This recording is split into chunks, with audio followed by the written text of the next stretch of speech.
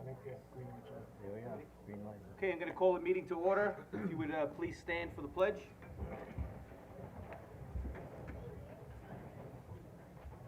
I pledge allegiance to the flag of the United States of America, to the republic for which it stands, one nation, under God, indivisible, with liberty and justice for all. Okay, welcome to the April 5th, 2018 Town of Riverhead Planning Board meeting. I see that we have a bunch of students, I assume from a class, joining us tonight. Is there anyone in the class, or maybe their leader, who just want to let us know where you're from and what class it is? Okay, and what class are you with today? Codes? Okay, well, welcome. Hopefully it's a nice learning experience for you. Okay, the first item on our agenda tonight is a discussion item for an ERP tractor supply. The rep's here.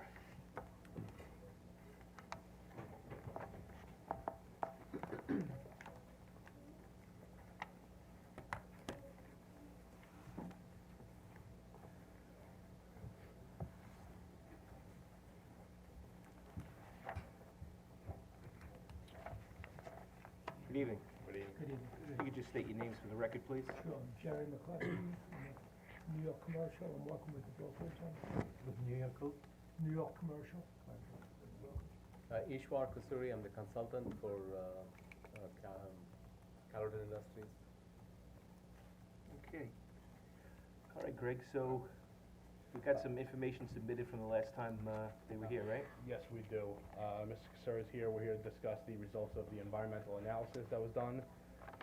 As you're aware, the planning board had requested water testing to be done, as well as soil sampling from the stockpiles at the site.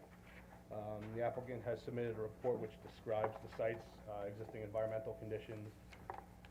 There was a staff report which detailed the requirements of what the planning board expected the report to address. The applicant did submit and did address a number of those issues. I'll refer to Mr. Seaman just to speak on the details of the findings. I was basically satisfied with what I had seen in the report with respect to the groundwater conditions. We asked for groundwater directional flow as well as groundwater quality, and measured the maximum contaminant levels against the New York State DEC TOGS standards. And basically the soils from the stockpiles were within the range that's normally accepted for this type of a facility under Part 375, Section 6.8 standards. I did have a few questions for the applicant during our last discussions, and that included what the ultimate use of the materials that are still on site would be. They're not really within the subdivided section for the Tractor Supply proposed development, but they are, prior to subdivision, part of the entire parcel. So if you have any information on the quantities of that material that are still out there. We have a rough estimate, but may not be accurate. I can share it with you. I can send an email to you later on. Also, for the benefit of the board, I have been doing some coordination with New York State DEC Region 1, and they don't have all of our questions yet, and we don't have all of their answers back yet, either from the questions I've already posed or for future questions, but we're trying to coordinate that during the review period. Okay, so the analytical data that we requested you collected, and we have the results, and it looks positive. Not Yes. positive bad, but positive in a good way for you. Yes. But now we have the issue with the notice of violation with all the material that's stored on site. So what is the intent of that material as we move this application forward? I believe Caledon Industries is under an order and consent with DEC to remove the material, and they've been negotiating this with DEC. I don't know where that status is, but the DEC knows that the violation, and he has to bring down the quantity of materials within a set period of time, which I am not aware of. They're still negotiating. Is it considered to be a hazardous waste? No, none of the wastes are hazardous, I think. No, but the issue is that it's in violation of their existing Part 360 permit because it exceeds the annual quantities that DEC would like to have there. So apparently, from the record, it indicates that the processing isn't moving as fast as the incoming material. They're still receiving material? Pardon? They're still receiving material? They are still receiving the material. The way the order and consent is written is, for every load which comes in, they have to remove 2 loads out. That's the last time I heard from the council. But I had asked DEC specifically if either the consent order is or is not satisfied. How does this affect a subdivision since the stockpile is not specific to the area that's being subdivided? And they did not have that answer for me yet. They were going to look into that for us. Okay, so the information's pending, but you say your client, intent is to clean it up before we get to the approval stages? I don't know whether that's possible, but the intent is to sign an order and consent with DEC, bring it a into mechanism compliance. to reduce the quantities of materials within their registration. Okay, so we know when we're gonna find that out for sure? I don't know. Well, we have a resolution tonight to schedule a public hearing. I would hope that by that time we would have the answer. Otherwise, we'd have to leave the hearing open. DEC has to act, so I don't know how. I understand. Yeah. I understand. I can find out and let. Yeah, they just today advised me that they were passing our questions on, and that was the main one I had. How does the consent order affect any future subdivision? Typically, DEC doesn't get involved in subdivision, but because it's an order and consent, they may say, well, we're not sure because it's all one parcel, and what I would like to avoid is creating an atmosphere where after the subdivision is effective, that the Tractor Supply parcel is part of the consent order, because they're going to be describing the site as their engineers have described it under the permit. Right now, the permit, I believe, is for the entire parcel. Yeah. So if we can work through that with DEC, then that could be to everyone's advantage. If the subdivision, which lot is it pile on, as far as the subdivision? The southerly parcel after the subdivision. Oh, beyond it. Beyond, Oh. yes, outside, but right now, the consent order covers the entire parcel. So it's part of, I don't see any problem, any reason to delay the public hearing. No. Let's hold it, and if they Yeah. have the information, then we can continue to move forward. And if we wish, we can continue through secret coordination and involve the DEC in that and try and package it all up during the review process. Makes sense. so we'll go ahead with the resolution when we take up the resolutions for the public hearing, but, hopefully between now and then, which is a month from now, we'll have more information. If not, before we move it forward, we'll discuss it further. After the public hearing, we'll definitely need to hear from the DEC. Okay. Okay? Thank you very much. You're welcome. You gonna follow up with the DEC, Jeff? I guess Yeah. collectively, Yeah. yes, I'm waiting for them to Okay. I respond just back don't to wanna some see too emails. much time Sure. dragging on. Good. Okay. Thank you. Thank you. And I also had an update on the site plan itself, as opposed to just the environmental subdivision. If you'd like, I can just kind of detail some of the issues that have been addressed, and some of the issues that still remain on the actual site plan, the Tractor Supply. Staff has reviewed plans submitted by the applicant. They addressed a number of issues. One of them was the front yard landscaping. At the original site plan, we recommended that they revise the landscaping to comply with the code. They now propose 7 red maple trees and 1 commemoration sugar maple along the frontage with Middle Country Road. The one thing that staff recommends is that the trees be increased to 3.5-inch caliber. They've addressed the issue regarding rear yard landscaping. They now propose a vegetative screen consisting of 68 Spartan junipers at a height of 6 to 7 feet, which complies with the sections of the old code. The issue of the required parking, which was initially thought that they would require a variance because they weren't able to provide the parking. I spoke with Brad Hammond. I have an excerpt from an email in there, which he basically states that the parking is not to be considered for the outdoor storage area because it's not considered building area. We're interpreting it as storage, not as retail space that's gonna require them to provide that amount of parking. Right, and I think we were also speaking about the front landscaping, about a slight berm, so we can kinda hide the parking lot, but still see the facility. Yes, I do, there was a comment, and I included it in my notes from the Architectural Review Board. Now, the Architectural Review Board, they are a recommendation board, but they did say that, in one of their comments dated June 28th, 2017, that being that it is a sudden box store in a rural area without any softening, the ARB prefers plants versus a berm.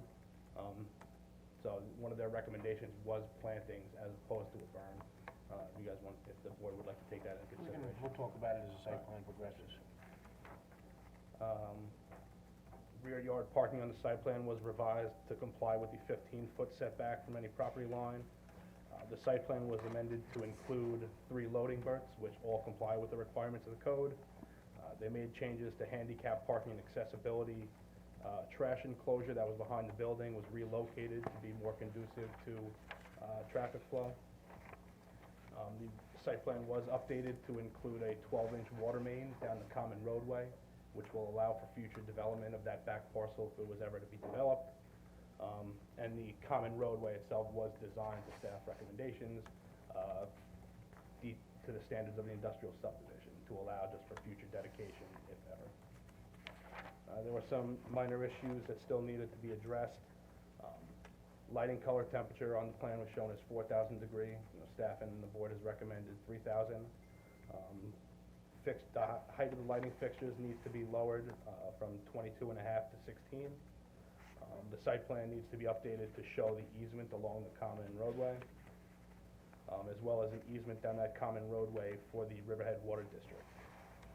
Applicant still needs to submit an updated title report, and there was landscape irrigation. They are proposing to irrigate all the landscaped areas, but there is no note that indicates whether it's going to be for public water or well water. I know that it's been an issue in town during peak seasons, water pressure and water availability is an issue. So I don't know if the board would recommend that they do a well for the irrigation, being that it is a rather large site. I think that's appropriate.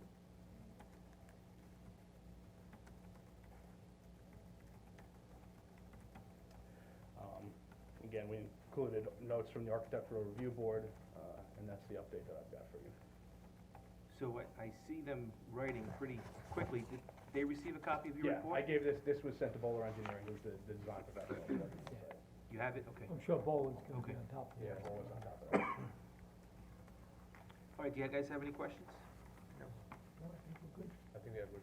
All right, very good, thank you. Thank you very much, guys.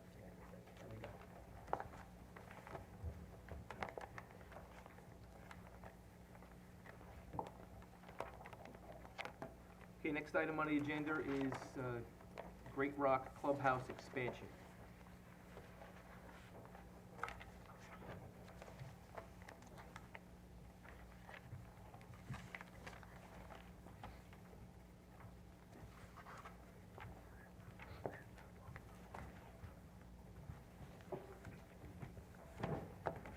Good evening.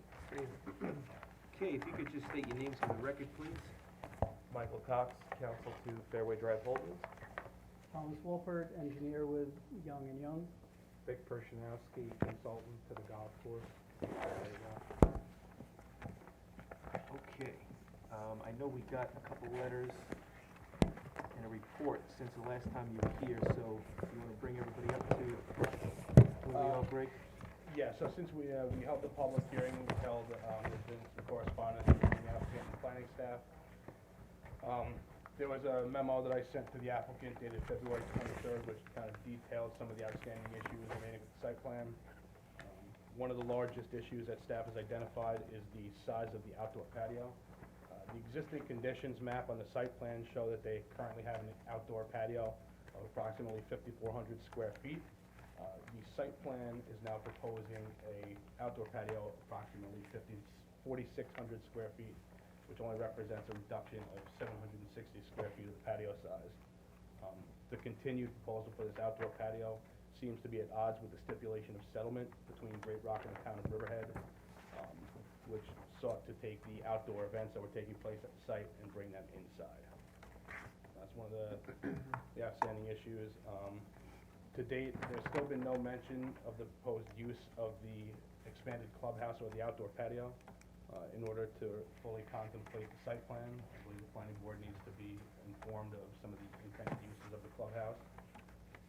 Being that there are filed covenants on the property which prohibit no golf-related catering.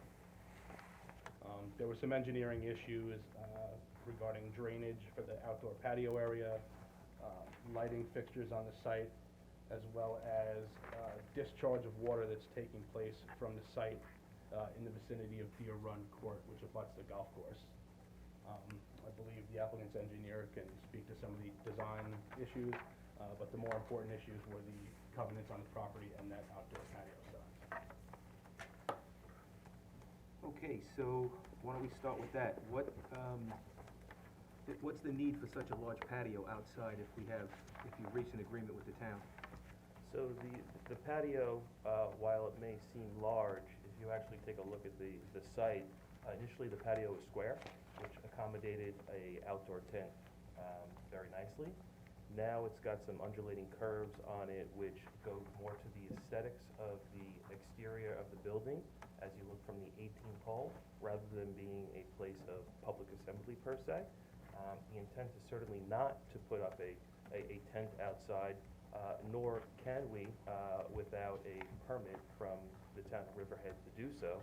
The only reason why we've been getting a temporary permit for a tent all of these years since 2010 is because our site plan application has been pending before this board to construct the expanded clubhouse, which also includes an area for parking of the golf carts. So you don't have any intention of holding any activities outside without a special permit? Without a special permit, correct. Okay. And the specific use for the inside? Well, it's going to be, the verbiage on the site plan that you've seen is a recreational use. That is a vestige, and that nomenclature is taken from the state building code. Recreational use fits nicely into classification A, or one of the subcategories thereof for there.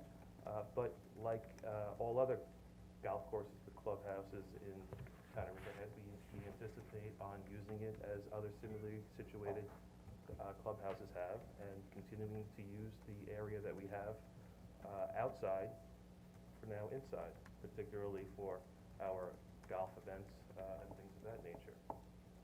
Right, but you had specific covenants from the town as part of your approval, so you We can't have- make a fair comparison to other golf courses. Our covenants, though, relate to principal uses and not accessory uses. All of those uses within the covenant are qualified. Moreover, the code sections that the covenants refer to no longer exist in the town of Riverhead, so it's very difficult to relate to. If you look at the first sentence of those covenants, it relates to a section of the town code that no longer exists. Just the first sentence? Well, it's a very long sentence in the covenant. I think it's section. It's covenant number 12 from the covenants dated December 24th, 1997. It refers to section 103-125A1, which to the best of my knowledge does not exist in the town of Riverhead Town Code anymore. So it's my understanding that all the operations that were under the tent will now be indoors to try to reduce noise in The perceived noise that was outside, yes, sir.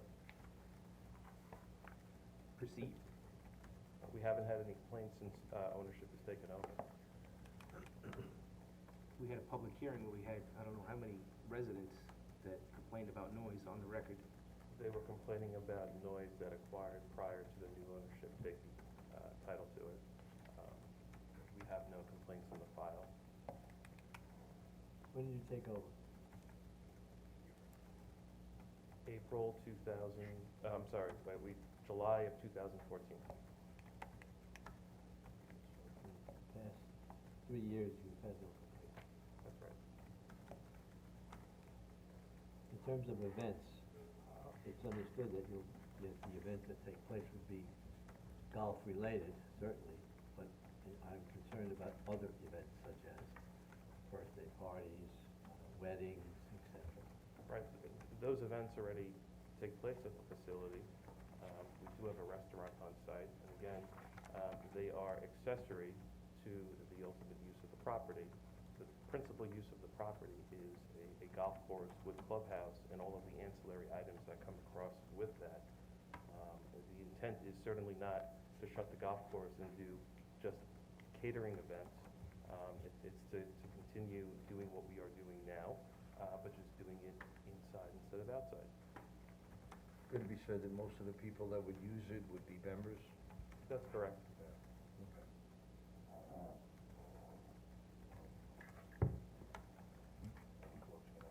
So the basement or lower unit is gonna be for the housing of golf carts indoors?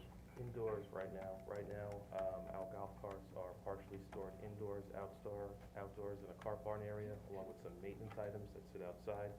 We have some temporary trailers that we've been storing equipment in there. Planning department has asked us to remove those. Once the building is constructed and we can put the equipment indoors, we certainly will remove those temporary trailers from the site.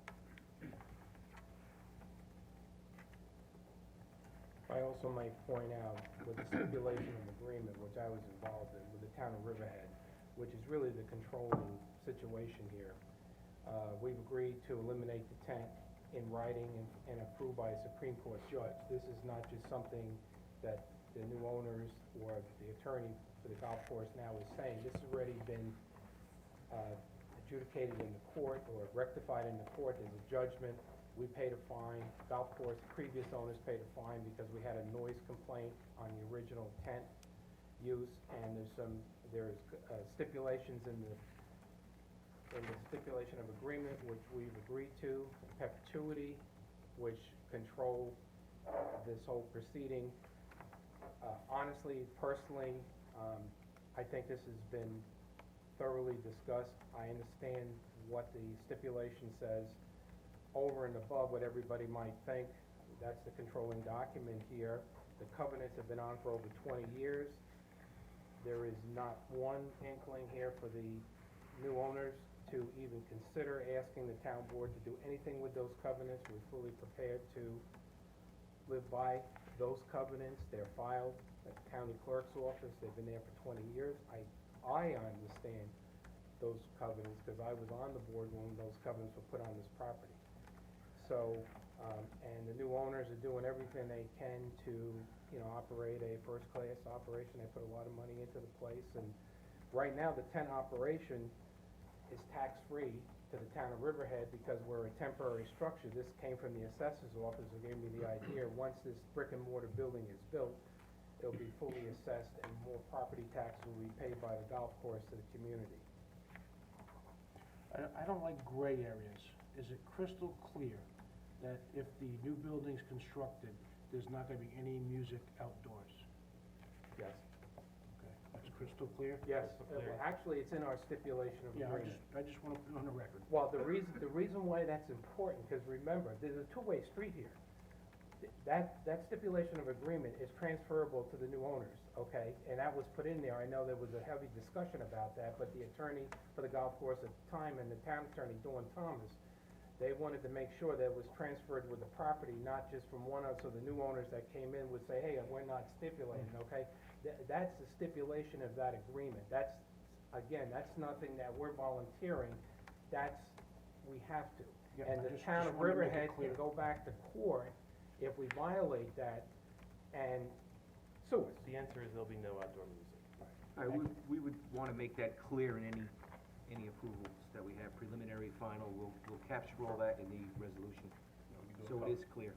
No live music outdoors, no amplified music outdoors, you know, if we want to maybe set hours, you know. I mean, you restricting do them. have a town code section that Well, deals we do with have a outdoor noise noise. ordinance that everybody, Well, yeah, but now, see, now you're going the other way again a little bit, you no, know? Stan, So- I'm not going the You other have- way. You It's just already- did, it's because you already- said it was crystal No, no, no, clear, no, no. and I said we wanted to capture it to That's be fine. sure, That's and now fine. you're saying, well, we're No, no, referring I'm to not these saying- other. No, I'm Yeah, not that's saying, what I'm you did. saying, we do have a town code, and we're also in writing and adjudicated from a judge that we have to do, there's no.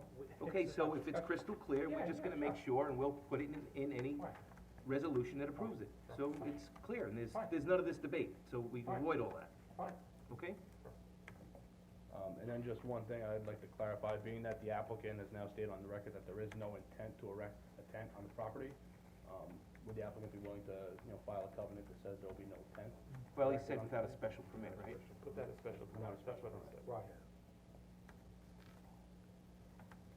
That's already covered in town code. There's no place to put the tent. Unless we put it in the parking lot, which I doubt. There's no need for it. Meaning the And erection, just the to erection of a tent is covered in the town code? Well, first of all, you just can't put up a tent anywhere. By the way, we're the only business in the entire town of Riverhead who puts up tents that actually goes to the building department and gets a permit for the tents, okay? We also get a fire marshal permit, we get a building permit, and unfortunately, we have to put up the tent this summer again because we don't have the site plan in time to get a building permit to put on the extension, so. For comfort, you could make a condition of an approval saying that there's no, we promise never to put a tent on that patio area that's in dispute. Right, with the undulating curves, right, because we have no intent of doing that, so we'll certify to that. That's fair. Yeah, that's fine. Great. And just as a clarification, I know it was at the public hearing, somebody brought it up. The actual dining area of the expansion of the clubhouse, Mr. Chairman, just so you know, and the board members, is 4,100 square feet. That's the size of the tent. The extra footage around that is for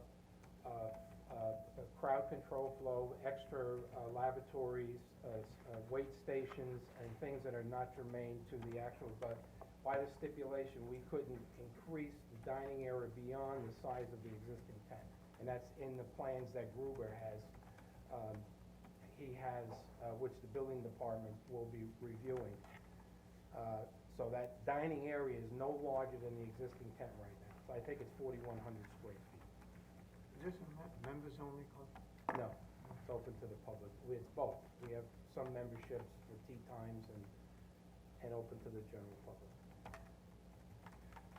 Okay, the drainage issue off of Deer Run, did we look at that? Yeah, we were asked to address, items 3, 4, 5, and 6 in Greg Bergman's correspondence dated February 23rd. Item 3 was, the outdoor patio area must be included in the parking calculations. We've now included the patio area in the parking calculations, and we are still, in excess of what's required by, town code. 4, there does not appear to be any drainage improvements provided for the patio area. The revised plans that we submitted dated March 20th do provide drainage for the patio area. The item 5 had to do with the lighting and an apparent confusion over our notations regarding type 5 cutoff. And we've addressed that in our letter to the town planning department. And if staff needs further clarification, we'd be happy to come in and explain that further. The issue, the drainage issue that arose during the public hearing, that work is still in progress, and yeah, I think we have no issue with making that a condition of site plan approval, that would be satisfactorily addressed. Yeah, the difficulty with that right now is there hasn't been any changes to the topography of the golf course or any drainage items in the area.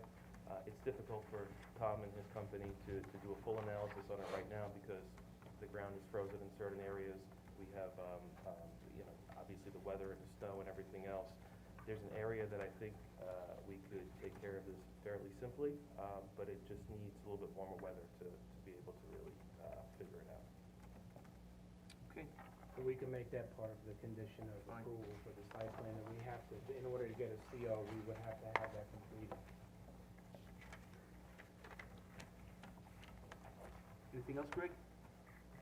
Greg, Any other questions from the board? you, this recorded covenants and with the item going to the town board, does the town board chime in at all on this? That I believe, I think the planning board should refer to council on that issue, whether it's appropriate to refer to the town board or not. Okay. Well, I mean, we can certainly ask Dick about that, but ultimately, you know, I believe it's our decision as to how we move forward and how we interpret. I believe that your board has to use the special permit and the attendant covenant and stipulation to determine if what they've asked for is corrected. You can't shift, I don't mean shift in an improper way, but it isn't for the town board to take a role in that decision. The building inspector has determined that the special permit is a permitted use because of the way we use it, so there's no jurisdictional mechanism to send it to the town board. So I don't know that if you got an answer back from the town board that said one thing, that you could not have to use your own judgment to reach your conclusion irrespective of what they had said, so I'm not sure you gain anything by that. Okay, thank you. Any other questions from the board? Greg? Okay, Thank we can move forward, thank you. Stan, you think we're gonna get a resolution start to be processed on this soon, as written? I think we could definitely start working on one with what we agreed to or heard Okay. tonight from you. And again, we want any changes to the covenants, they've been there for over 25 years, we fully intend to live by the letter of the law on the golf course. Okay. You know, and like Mike said, no problem with putting in there, no more fencing, which is our intention to begin with. Greg, Okay, when we had the public hearing, we did close it, correct? We did close it in a second. okay, next item on the agenda, discussion item for Verizon Wireless at Wading River. Yes. Planning Department's reviewed an administrative site plan application which proposes to modify an existing wireless communications tower, which is located on a town-owned water tower. The application consists of removing and replacing existing equipment, installing new equipment and related appurtenances. The subject parcel is the town-owned water tower, which is on a 0.86 parcel, which is actually located within the Great Rock Golf Course. Access to the site's taken at a unimproved road at Oakwood Drive and Gerald Street. Staff has reviewed the plans. It's considered an unlisted action pursuant to SECRA. Coordinated review is optional and not recommended. Staff recommends that the planning board assume lead agency for purposes of SECRA review and issue a negative declaration. In summary, the application is proposing to remove 9 existing antennas, install 9 new antennas, install 12 new RRH units. It's going to include new equipment mounts, 3 distribution boxes, cables, and related appurtenances. The only groundwork proposed as part of the application will be the installation of the cables, as well as 1 new GPS unit mounted on the roof of the existing equipment shelter. Staff has reviewed a structural analysis report dated September 9th, 2017, which indicates that the existing water tank structure and foundation are adequate to support the proposed and existing equipment. And it indicates that the mounts that they're proposing are adequate to support the weight. Being that it is the site of the work is on a town-owned water tower, H2M architects and engineers did review the plans for the water district. There was an email sent from one of their engineers dated September 25th, 17, which basically confirm that the structural analysis was accurate and that the site will function as designed. Applicants also submitted an RF analysis report, which showed that the maximum power density at the fully upgraded facility will be 6.90% of the maximum permitted exposure limit as established by the FCC. As with these applications, the town engineer has recommended that a post-construction analysis be submitted, verified to the works done to detail the plans, and that's it. And I've got a resolution on for administrative approval for this meeting. Okay, so the FCC compliance report, that you said was within the allowable, measurement, did that take into account all the carriers operating on the tank? Yeah, so that takes into account all the existing carriers as well as the proposed work from Verizon. So the full build-out of the tower as it will be upon the execution of the site plan. And the structural analysis was done by a licensed professional engineer? Yes, sir. Okay. And the water district's attorney signed off on it? Well, they said they're gonna do some painting. Yeah, they're gonna paint it just Remove so- the old antennas and put the new ones in. Yes, sir, they're gonna paint it just to match the color of the water tower to reduce the visual intrusiveness.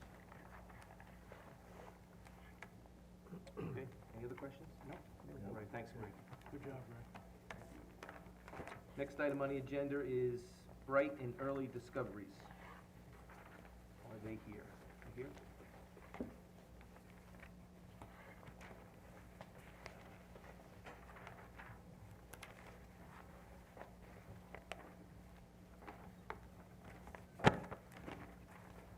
Welcome.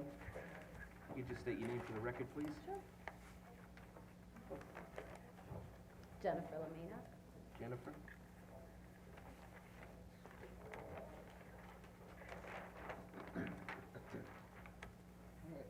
So the planning department has reviewed a site plan application, which seeks to convert an existing commercial building, which is currently vacant, into a daycare center.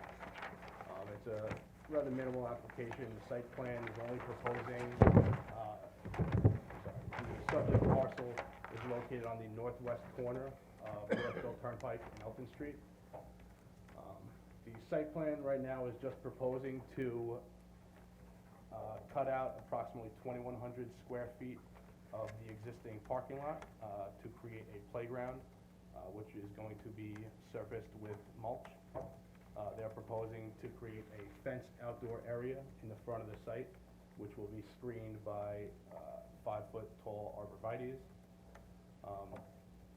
Aside from that, there is some existing lighting on the site, which is non-compliant, which will need to be removed in order to be compliant with the town's dark skies code. There were a couple of recommendations that I had and questions for the board. One of them was on the northeast corner of on the northeast property boundary of the parcel, which is shared with a residential property. Right now, there is an existing row of evergreen vegetation. Wanted to see if the board felt it was appropriate for that screening to remain, or if they would want a fence along that property.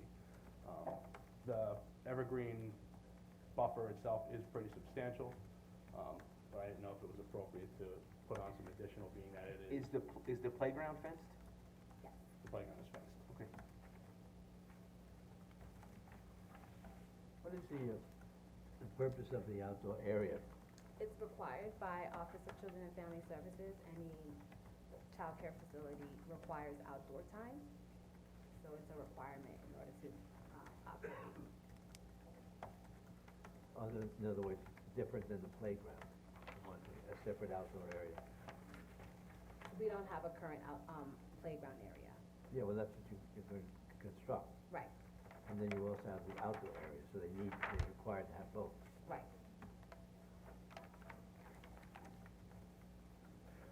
So does the board feel on page 3 of the staff report, do they feel that that evergreen buffer is sufficient enough, or would they like a stockade fence placed along that to provide extra screening for the residential property? Those are pretty mature Yeah, trees. they look. Yeah, I mean, it's pretty substantial. Trees. Yeah, I'm with trees too. You're okay with? And the playground's fenced, so I don't see the need. Yeah. I agree. one potential issue that I've identified, is the potential for traffic flow. It is a pre-existing site, it is sort of tight. Now, being that it is a daycare facility, one would expect that there's gonna be an influx of traffic at the same time, which may prove to be problematic for the site if you have 15 parents coming to drop their children off all at the same time. And if there's any way for the applicant to maybe mitigate that effect. So we have, where our hours of operation is 6 to 7, I mean, 6 to 6 p.m., 6 a.m. to 6 p.m. And not every parent comes in at the same time. So we would make sure that we schedule it in gaps. So maybe a group of 3 come in at the 6 o'clock hour. And then as time increases, maybe about 5 families. Because the children don't show up at the same time at our current location. What is the population group of students, kids? 6 weeks old until we also provide before and after care, so 12 years old is the max. How many in total? How many children in Would you be total? able to accommodate at once? In that at once in that space, depending on the state's approval, it can range from 45 to 50. So up to 50. And Greg, what is that compared to what the previous use was as far as the sanitary flow? The previous use was an office, let me see if I got comments in terms of sanitary.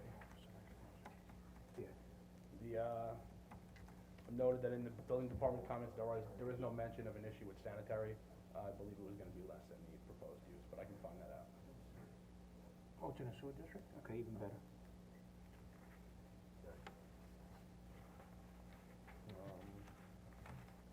There was small issues with the title report, which the applicant has submitted an updated title report, which will be reviewed by the town attorney's office. And because the site plan is located, because the site's located on Northville Turnpike, which is a county road, it's been referred to the Suffolk County DPW. I have not yet received comments back from them, so just, site plan approval could just be pending the, comments on them in compliance with that.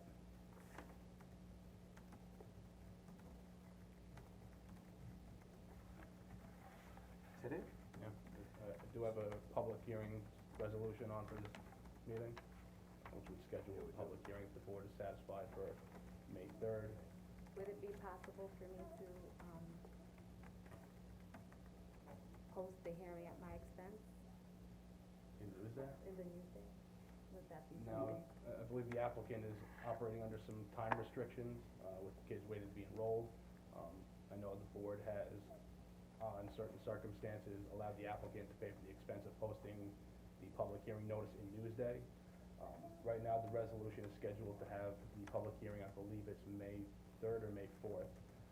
If the applicant covers the expense and posts the notice in Newsday, it would allow us to get the public hearing on for the next meeting in April, which would save the applicant about 2 weeks in time and just kind of close up some gaps and allow them to operate. If that's acceptable to the board, if not. Normally don't like to have them in the daytime like that because the public generally works during the daytime. And this is in, adjacent to a residential area, so I don't know if that's fair to the people in the area, not to give them a chance to come in, at night when most of them are usually available to come in, if they have any comments. But we could, after the public hearing, ask staff to make it a priority. I hate to use the word expedite unfairly, but we could ask them to make it a priority. Chairman, one of the things that we might be able to do too is, have the public hearing and also have a resolution ready for later in the evening if there's no pertinent information that would cause us to delay. So you might be able to have your public hearing and a resolution. Okay. And the county comments would be a condition? Yeah, absolutely. That's fine with me. It's not a bad idea. Yeah, do that. I mean, it is a 2-step approval process, so that would we could do a preliminary approval, and then anything before final, we can clear up, so if the board's okay with that. Just as long as the applicant understands that if there are issues that do come up, it may not happen that night. Absolutely. Just be advised. Any other questions for the board? No? Good luck. Thank you. You're welcome.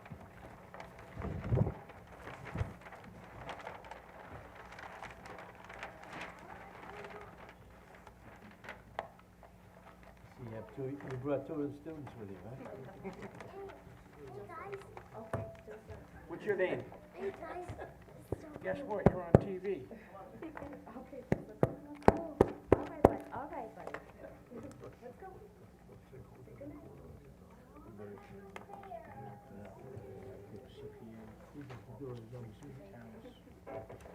Okay, next item on the agenda is a public hearing for Sabre Aldi expansion on Route 58.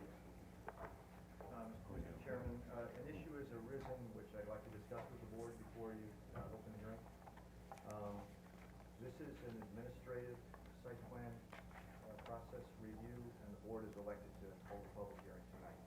The applicant tells me that they do not have their affidavits of publication and mailing with them, and what I'm suggesting the board do is open the hearing, allow them to testify and the public testify, and give them a period of time to submit those affidavits.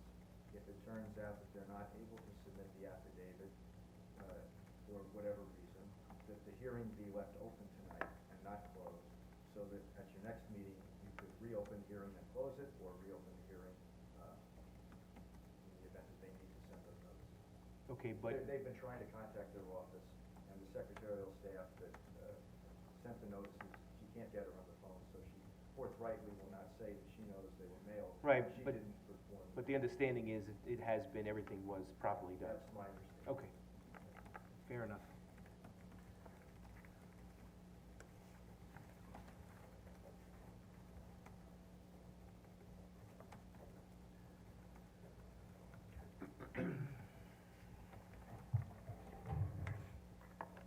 Good evening, Mr. Chairman, thank you.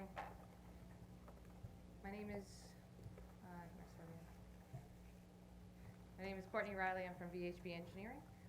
I am representing Aldi's, who is here tonight as well for any questions, if you have them.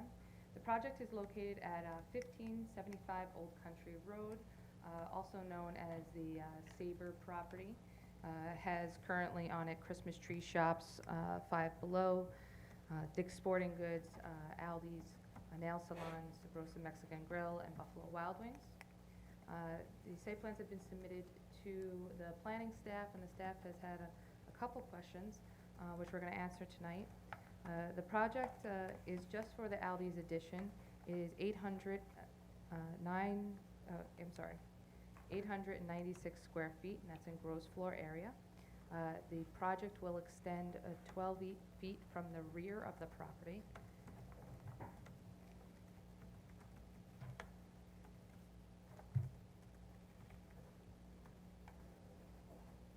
I have packets for everybody, so you guys can see everything up close, and I'm also going to put up a board.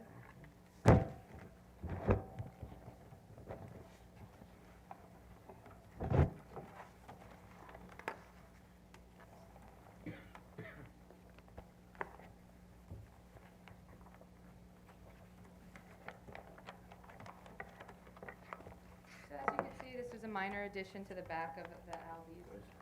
The reason for the addition is that they will be outfitting the inside and would need a little bit of extra space in the back. The loading dock will remain the same. The extension will not impede the loading dock in any way. The project will require TDRs. The requirement would be 0.6 TDRs required, and Aldi's has already purchased over that amount, and that is complete. If you look at the zoning chart summary, you could see what was required, previously approved and proposed. On the building coverage, 20% is required. Previously approved was 21.32%, and we're only going up to 21.49. The same goes for the floor area ratio. Those numbers are the same, so you can see that itself is a minor improvement. I've also, on the second page, done a blown-up version of the front portion of the landscape improvements. It was asked by the planning staff that some of the plantings were updated underneath the pylon sign in front, and that has also been updated. On the third page of the report, you will see a blown-up version of the rear of the project. You'll notice that the Christmas Tree Shops is 60 feet away from the property line. The Dick's Sporting Goods is 79.54 feet from the rear of the property line. And existing today, or with the addition rather, the project will extend to 152.41. So as you can see, the addition will not extend past the Christmas tree shops, nor the Dick's Sporting Goods, and will remain back further. To the nearest residence, this is over 275 feet. I've also taken some pictures, if you've noted, moving on to the next. This is from the back of the Aldi's where those dumpsters are. As you can see, we will not be past this point, and that the Dick's Sporting Goods is further along. And the photo after that, if you remember when we did this project, we lowered the rear of the property about 4 feet and had a retaining wall. And then we have some existing vegetation as well as vegetation that was also installed there, and it's full and has a good screening back there to reduce any visual impact. The other part of this project, if you see for the next slide, will be the architectural improvements. The sign will be replaced. It's the same size, it's just a different sign. And we have some facade improvements. This has already gone in front of the ARB and has been approved. We are working on sign permits. There was two other questions that the planning staff arised. One had to do with the lighting. Some of the tenants, after the project was built, put in some additional lightings that do not comply with your code. The property owner has agreed to replace all of those lights to ensure that they are code compliant lighting. The other item that has come up is to do with the cross-access agreements. Currently, if you look at the front page or the board in front of you, you'll see that there's a vehicular access to the site via the signal, traffic signal, and then there's also a vehicular cross-access between Cross Motorsports and the property.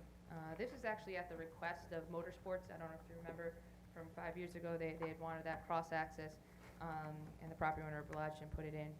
We then also have a pedestrian access from the hotel to the property as well. The planning staff has asked that these two cross-accesses, the vehicular access at Motorsports and at the pedestrian access at the hotel, be formalized between the two property owners based on the town attorney's new forms, and that I guess it was never done at that time. They asked that it just be formalized. So the property owner has agreed and is going to move forward with that as well. Lastly, there is a cross-access agreement between the raceway and the Sabre property. At the time when this was being constructed, the thought was that if there was any other potential development at the raceway, that there would be this agreement, so you'd not have to go back and get it again.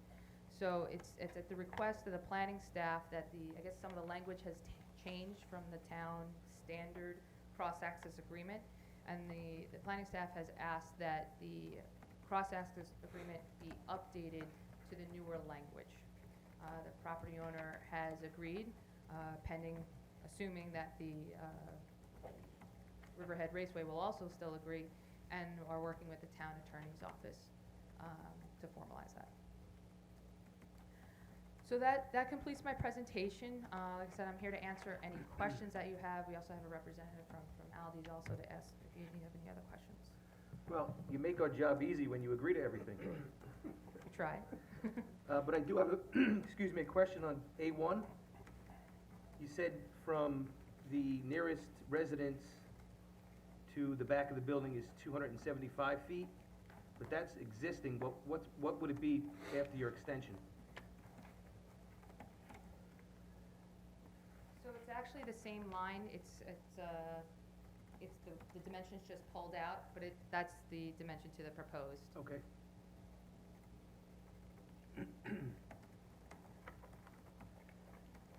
Any other questions? No.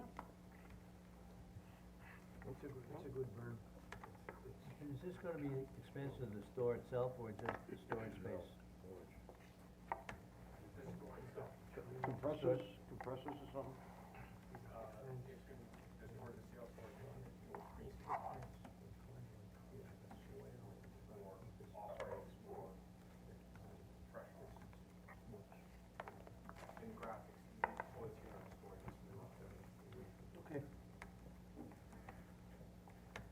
anyone from the public have any questions on this application?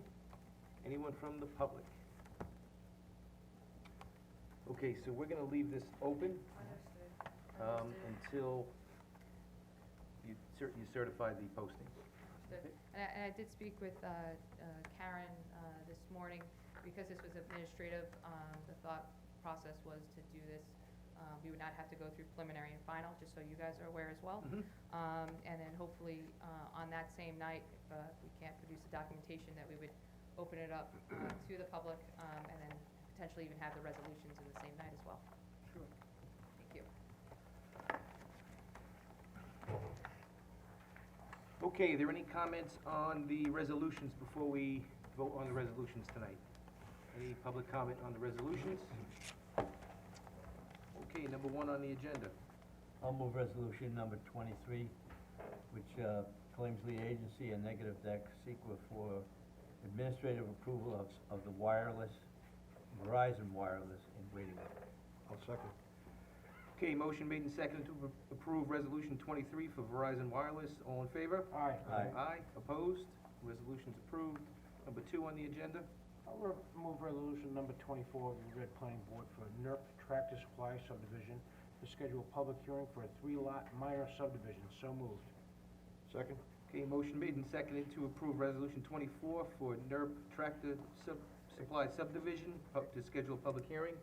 All in favor? Aye. Opposed? Resolution is approved. Number 3 on the agenda. I'll move resolution 25, NERP Tractor Supply site plan, schedule a public hearing, the application to build a retail space. So moved. Second the motion? Okay, motion made and seconded to approve resolution 25 for NERP Tractor Supply site plan to schedule a public hearing. All in favor? Aye. Aye. I'll take 26, Bright and Early Discoveries, resolution to schedule a public hearing on a site plan application, proposing modifications to an existing commercial site. Second. 608 Northville. Chairman. Yeah. Greg, will you have a resolution ready in case there's no hitches, so that we might be able to?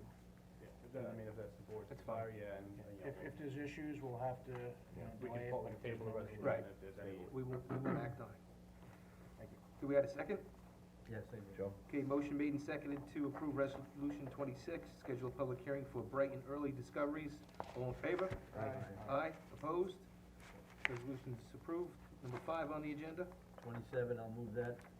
This is a classified site application of the Brewer Chapter 9 application as an unlisted action, subject pursuant to SEQA, and circulate the request for lead agency status.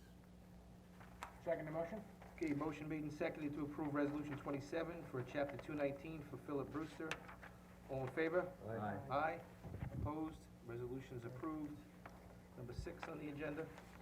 I'll move resolution 28, chapter 219 for James and Dawn Vogel, to classify the site plan for coastal erosion.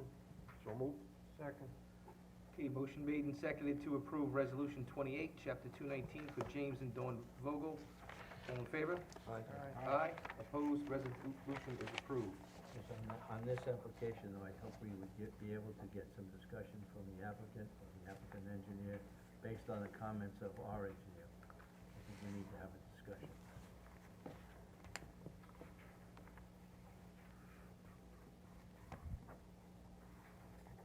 Apologize to interrupt the board. Given this application, the lack of really sufficient detail on the site plan elements, we are updating the application form to require much more specific site plan certified, signed and sealed by an engineer. This sort of application, this sort of submission really is wanting, so we're going to take steps to address that for this applicant. Okay. Do they have to submit anything else? Do they have to submit any more information? I think you need to address Vinnie's comments. Right. And Jeffrey's comments. Okay. So they gotta get us new information based upon their reports. Okay, anyone from the public want to address the board on any matter? Anyone from the public? Students, have anything? Students, any questions on the meeting tonight? Hopefully you learned a lot. Okay, next on the agenda is the minutes of March 15th. Make a motion to move the planning board minutes from March 15th, 2018, so moved. Second? Okay, motion made and seconded to approve the minutes of March 15th. All in favor? Aye. Aye. Okay, minutes are adopted. Okay, next, item, we have an executive session to discuss, the Cedar Cove litigation, and make a motion to go into executive session. Second. All in favor? Aye. Aye. Okay. We will reopen afterwards, but we'd just like to Just to close it. Clear the room, clear the room. clear the room, please. Mr. Chairman, you can pass out the test now Yeah. or after the executive session?